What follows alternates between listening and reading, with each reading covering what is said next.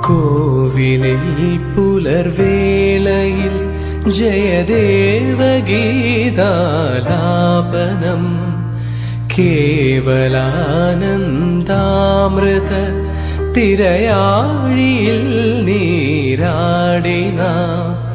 പുത്തിലഞ്ഞി ചോട്ടിൽ മലർമുത്തു കോർക്കാൻ പോകാം